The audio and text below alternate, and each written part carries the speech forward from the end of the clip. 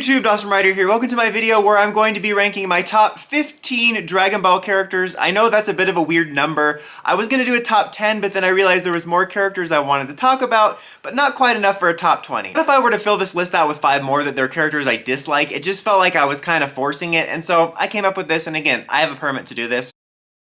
So this is kind of the start of me trying to experiment with some other types of content outside of my normal ones. I felt like Dragon Ball wasn't something that would warrant doing like a Patreon or a second channel because I feel there's enough overlap with my current audience, not to mention I have covered Dragon Ball content before. I decided to start with this. I am planning on covering Dragon Ball Daima, which comes out as I'm recording this, and that review might have already come out. I'm not sure about the timeline, but this is my first video for Dragon Ball that's not related to that.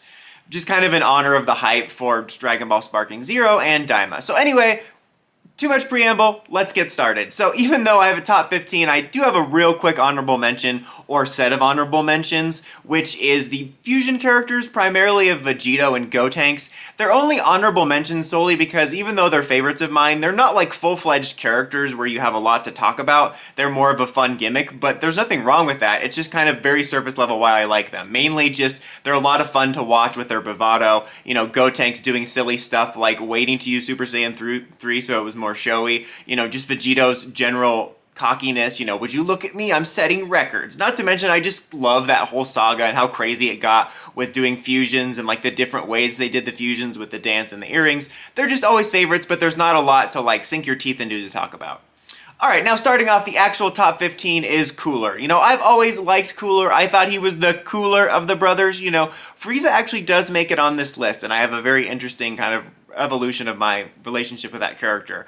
But back in the day, I wasn't the biggest fan of Frieza. Like, in a way, it feels similar to the way I feel about Rita Repulsa, in the sense that I appreciate their character, I like them fine, but I was never huge into the hype or the nostalgia around them. But I always thought Cooler was just a lot neater of a character. I thought he came off a lot more like a badass, whereas Frieza, it feels weird to call him wimpy, but you know what I mean? Like, Frieza was very much this like, spoiled brat character, which I know is the point, but I just thought Cooler's attitude was a lot cooler. I liked his version of Frieza's final form in the design. The fact that he got this like Mortal Kombat Predator feeling upgrade was just so cool. And you know, it's funny because I feel it's the same way about that power-up as opposed to Golden Frieza as I do about like Super Saiyan 4 versus the God forms, where I like the God forms and I like Golden Frieza a lot. But I just find stuff like Cooler's power-up or Super Saiyan 4 to be a lot more of a unique evolution than simply a palette change. But yeah, there's not a whole lot of depth to why I like Cooler. I just always thought he was a really cool character. But speaking of 14, beating Cooler out by a little bit because of more recent events is Frieza. Again, I always appreciated the Frieza character. I know the point that he was kind of meant to be a spoiled brat, and I do think they did a great job back in the day of selling his level of power and making him feel like a threat. But I kind of rolled my eyes when they brought him back because I thought we had moved so far past him, despite the fact that he's remained one of the most iconic villains even before Super. And it was always funny actually when they would bring him back for like movies or I think GT and he would get so easily defeated. I always just found that funny because it just showed how much more powerful our characters had gotten. But I thought they brought him back in a genius way. The idea that he was so naturally strong without ever having to lift a finger to train, and that if he trained, he could quickly catch up to the insane levels our characters was currently at, I thought was a cool way to bring him back. And for me, it also made his personality a lot cooler because I feel he has this extra new level of confidence. Like, Frieza was always confident, but that's kind of always why I didn't like him back in the day, is because at the end of the day, again, I know this is the point of his character, he was kind of a spoiled brat, and then when he got scared, he came off as wimpy. But now the fact that he knows he can train and continue to get stronger, I think has given him a new sadistic confidence that I just really like a lot more, and I really grew to appreciate him as a villain. Not to mention some unique perspectives like him working with them during the tournament I thought was really interesting.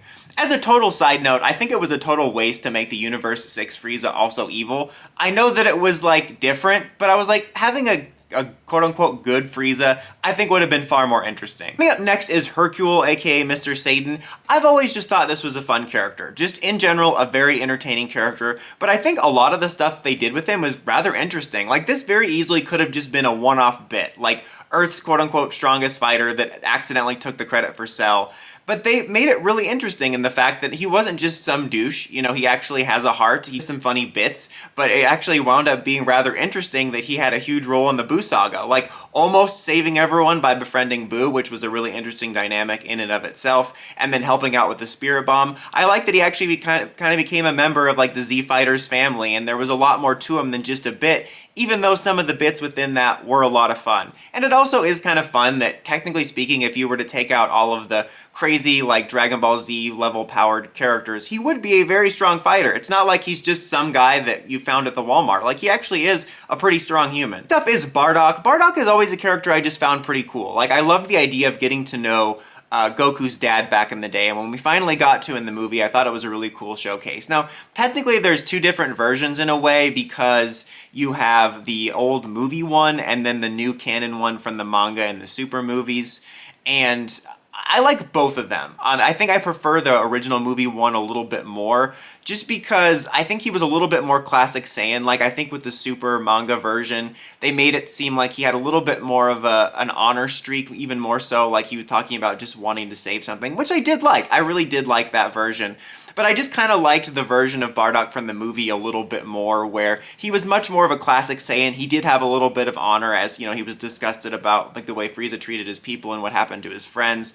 But it wasn't like he was secretly heroic. And I think the angle of him getting future visions of what Goku would do was so cool. So I thought that was a little bit more balanced and a cool take. Not to mention I love his design with the blood-soaked bandana. But yeah, I've always liked Bardock overall, regardless. Did I say Bardocked?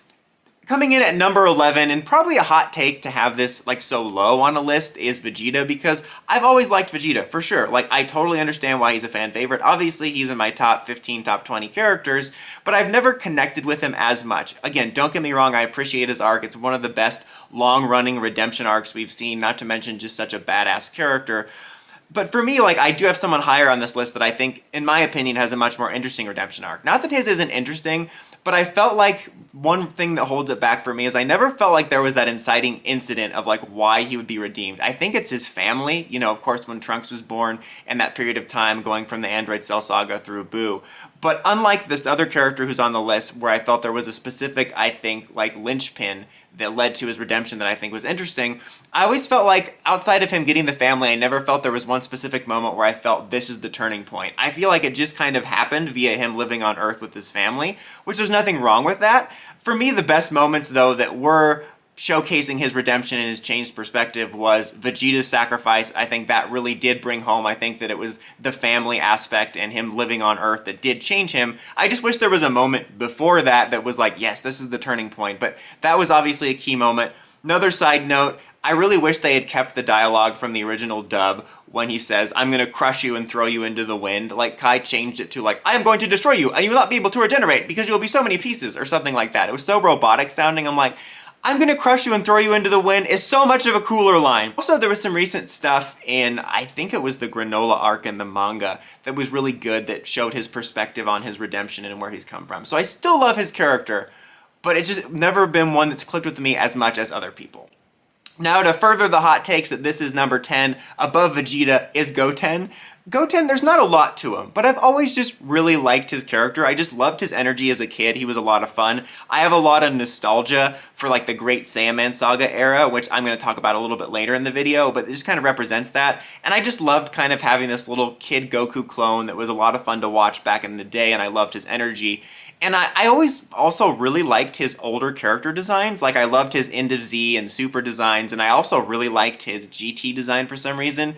I also just kind of found it to be a fun idea that he became this kind of ladies' man, normal teenager in GT. Like, I don't know. Goten is a character where there's not a lot of reasons I can tell you, like, he's certainly not a better character than Vegeta. I've just always had a soft spot for the character. Now, number 9 is Majin Buu. Now, this just kind of encompasses all of his incarnations because I just really think he's a really unique villain. I said really so many times just there, and I'm sorry. But of all the different villains that transform and level up, I thought Buu's was the most fascinatingly strange and complicated. I mean, you start right off with the hype of the next big villain that you're going to face, and it's like, oh, you look like that. Like, you're expecting him to look something like Cell or Frieza, and then he has this fun, silly appearance, this fun, silly personality where he's turning people to chocolate. Then the way he turns into Super Buu, Buu, which is much more what you would see traditionally for a Dragon Ball villain, is him expelling the evil into a skinny version that eats him, and that's crazy. And then you get some fun with Super Buu, who's much more in line with what you would have thought, and then he also has some of that fun, and then getting to see him absorb all the different characters, and then finally Kid Buu, who's just this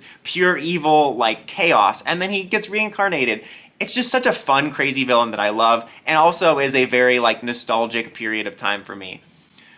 At number 8 is the future androids. Now, don't get me wrong, I do like the characters of 18 and 17 in present day. In fact, I almost considered putting regular 17 on this list on his own because Dragon Ball Super made him a favorite of mine. I wanted to hone in on why I particularly like the future versions of the androids. I thought they were just so much more like cold, calculating, and scary, especially in that future Gohan, future Trunks movie.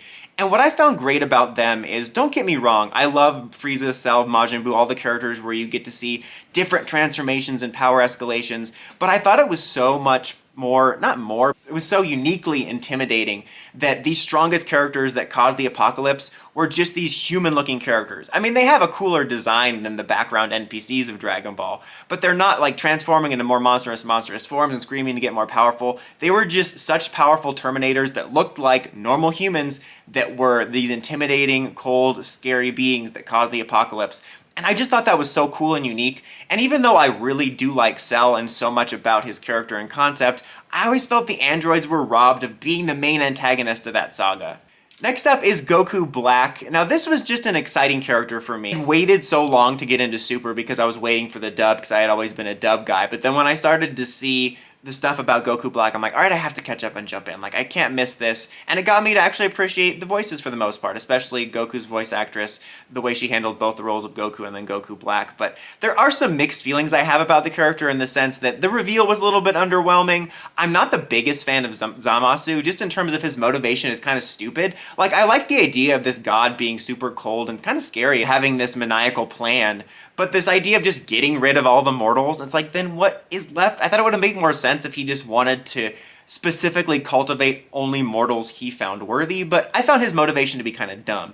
But the character of Goku Black, even setting aside Zamasu for a second, was just so cool. Like, bringing back my favorite storyline in Dragon Ball, the future Trunks stuff, to find a mysterious future version of Goku. And you can't deny that the mystery time when you're trying to figure out who he was so cool. And even when that moment, even though it ended up being Zamasu in a weird multiversal way, when you thought for sure it was him, and then Zamasu lands next to him and you're like, what the hell now? But I did find an aspect of him being Zamasu fascinating because a lot of his motivations and stuff as Zamasu was overridden by the Saiyan blood and the drive for fighting and power, and I found that to be interesting. But overall, you know, Goku's one of my favorite characters, so seeing an evil version, even if all the answers in the story didn't pan out the best, I still really like his character. Next up is Beerus. Beerus is just such a great modern addition in my opinion. He's such a good Dragon Ball character where he can be badass and intimidating and then have the classic Dragon Ball endearing moments of being obsessed with food. But I just thought the idea of him was so cool and the gods of destruction and kind of one of the funniest versions of like the villains becoming friends because he's also kind of always on the edge where he would destroy them if he needed to, but he's kind of part of the gang. I just found him to be a really fun introduction to the franchise and a character who you can also feel his power but he can still feel goofy, and there's like moments where you get kind of comfortable with his character and then he does something like erase Zamasu that reminds you of his power. I just thought his whole character and concept was a great addition and he fast became a favorite. Okay, coming in at number 5 is future Gohan. You probably can tell from some of the stuff I've talked about, but that whole future storyline Trunk stuff is some of my favorite, and I just really liked future Gohan. It was kind of a glimpse into a Gohan sort of in line with some of the stuff they're doing with Super now of having to stay up with the training and be Earth's protector because he has no other choice, but getting to see that version and how brave he was and also retaining elements of his dad's spirit, like also like, you know, the Chew attack moment when he's eating, and they said that in the dub, I don't know, I prefer the dub version because it's got like crazy music in there, like the Dream Theater music is in there. Also the guy that did the voice for you know, I definitely love Chris Sabat as Gohan, my favorite voice for Gohan, but the guy that did the adult voice for Gohan back in the History of Trunks dub did a great job. I kind of wish he was the voice in Sparking Zero just to have that difference. But anyway, I just always really liked his character, and he just was so determined to keep going despite losing an arm, holding his own with just one arm. And I love that badass moment in his death where he's like, you know, even if I die, there's no end to me. My cause will keep going. And, you know, when the androids get prepared to attack him, and he says, there's no end to me, no end. And I just always loved that moment. And it was kind of a little glimpse into a Gohan that has aspects of what you'll see from him, but also a little bit different, and I've always had a soft spot for it. Now, number 4 for me is Piccolo. This is the character I was talking about that I think has a much more interesting redemption than Vegeta. Again, this is no shade against Vegeta. Don't come at me, Vegeta fans. Just, this is a character it took me a while to appreciate, but it's one that's become a favorite of mine over the years. Like, I think just his road to redemption has so many more fascinating wrinkles. You know, I think I talked about that linchpin moment, like that's the turning point, I think was him training Gohan. I find that to be so interesting. The fact that you had the big bad from the previous saga having to train his enemy's son, and that is the thing that opens up his heart, and it's a relationship that has continued to evolve and have this secondary father figure relationship. I think that is just so much more interesting and unique, and has so much more of a heart that I'm invested to. Not to mention, there are other elements of his character's redemption that are fascinating, like the fact that he started out as this being that wanted to be Kami, and then he couldn't, so he like purged the evil from himself, but then that evil itself would eventually find redemption and re-merge, and then not even factoring in that he also merged with Nail. And I'm really glad they've actually started to give him focus again and give him a new power-up. And I think he's just one of the most fascinating characters in Dragon Ball. And he's certainly not a, like, forgotten character, but I think that his redemption is underrated compared to people often focusing on Vegeta's. Now, number 3, this is also a reason that I made this a top 15, is Gohan. Regular is because I have Gohan on here twice. And I'm like, should I put them in the same slot? But I decided not to because, like, I have future Trunks on this list, spoiler alert for the next 2, but I wouldn't put regular Trunks on the list. So they are different characters. No shade at regular Trunks, I like regular Trunks. But Gohan is a special character to me because he represents so much about my beginning love of Dragon Ball. You know, I didn't start Dragon Ball way from the beginning. My first experience with it was actually watching the Great Saiyaman saga on Toonami as it was airing new episodes, and then they eventually caught up and they started airing reruns again, and that's how I eventually caught up on the rest of the saga. And then that led me into discovering that back in the day, the Dragon Ball VHS tapes were ahead of Cartoon Network, so I would just always get the VHS tapes to see what happened next. But that whole saga, where he was kind of the main character, is kind of at the core of my beginnings of finding Dragon Ball. And I just had such an endearment towards his character during that era specifically. And then, of course, getting to experience his character over the whole saga widened my appreciation for him. And I think when you think about it, it's so ballsy to have the son of the main character who a lot of other stories would easily just make the easy successor. Now, I know there's all this stuff about like, oh, Gohan was meant to take over after Cell Saga and he is the main character, but you know what I mean when I'm saying a lot of other stories would just make it a really easy, almost clone of the main character, or a character that maybe clashes with his dad, but is clearly the setup to be the successor. But to have a character that actually just wants a normal life and doesn't like fighting and will fight, I think, you know what, I don't think Gohan hates fighting. I don't know if that's a hot take. Like, there's been times where he's had fun. Like, I remember them playing rock, paper, scissors to fight the Majin Buu enemies. Like, I think he can enjoy it on occasion, I just don't think it's his passion. Anyway, that was a total side tangent. Regardless, I think that it's fascinating to have that character that when he does fight, it's more of a drive of heroism, whereas Goku's, of course, he does have a good heart, but it's always just about the fight. And I think that's interesting that they took such a different direction for the Son character, and it makes him have such an interesting journey from beginning to end. And it's just so rewarding then to see moments like Ultimate Gohan, even though it didn't fully pay off. But that's one of my favorite moments in Z too, you know, when he shows up to fight Super Buu. And just, yeah, I just realized that was a character that was so special to me. Like, again, I grew in appreciation even further getting to see younger Gohan, and then now see him step up as older Gohan. But it was really that era of the Great Saiyaman era that I have a lot of nostalgia for my core love of Dragon Ball. Not to mention, I didn't even realize at the time that the Saiyaman stuff would tie into my later Toku interests.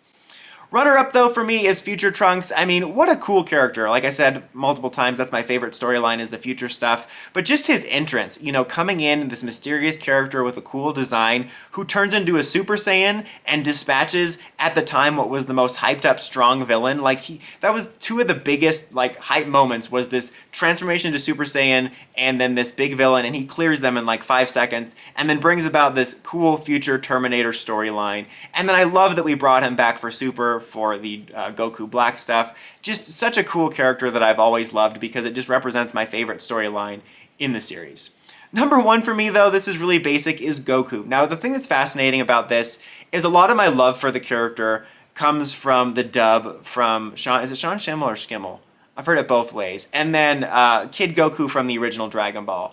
Because I think that their performances are a little bit different for me. Now, I did grow an appreciation for the Japanese score. Like, it was immediately a shock. It was admittedly a shock when I first heard the Japanese voices, because I'm used to him sounding so heroic, and then I'm like, oh my god, it's a chipmunk when I first heard the sub. So I was like, okay, I don't think I want to watch that, but I did grow an appreciation for it, and if anything, it added a new dimension for my love for the character. Although admittedly in Super it was a bit surprising to see him so much more childish and irresponsible, but I guess that's closer to the manga. But even though that would annoy me sometimes, I did find a level of endearment for the childlike aspects of his character. I think getting to appreciate the voice actor for the original Japanese version made me like the character even more, because now I had a new reason to like the character, even though he's very much in line in that version with the classic anime Toku protagonist that I hate. But really, it was the dub voices. Like, I like that they made Goku a little more heroic feeling in the dub, especially in the Dragon Ball, like, Z dub during the Buu saga, you know, especially the Super Saiyan transformation sequence, Super Saiyan 3 transformation sequence. You know, I felt that he retained that childlike aspect and that naive aspect, but he felt like he was a little bit more mature. And also, another random thing, I wish they had kept the line and to go even further beyond. Sometimes it's fine to change the lines, Becky. I don't know. I'm weird. I'm an anime hot take where I don't mind if they change the lines to make it sound more natural in the language they're translating to. Anyway, that just made him feel a little bit more heroic, endeared me more to the character. But also the original Dragon Ball, the voice. I'm so glad we're bringing that voice actor back for Daima for us, because I think it was also that, because Goku didn't come off as obnoxious or anything like that when I watched the original Dragon Ball. There was just something so endearing and earnest about him. And I honestly expected maybe the character to fall lower after watching Super, but I think there's just such a core appreciation for the character for me, and the fact that there's so many different facets for why I like him, whether it's the original Dragon Ball, the Dragon Ball Z dub, or now Super, there's just so much appreciation I have for it. But that's my list. Let me know your guys' list of your favorite Dragon Ball characters in the comments as always, and maybe some suggestions of some other Dragon Ball topic-related videos you might like to see from me. But until next time, don't forget to like, comment, subscribe, and climb the steps and ring that bell so you get notifications for more videos like this and more. Dawson Ryder, signing out.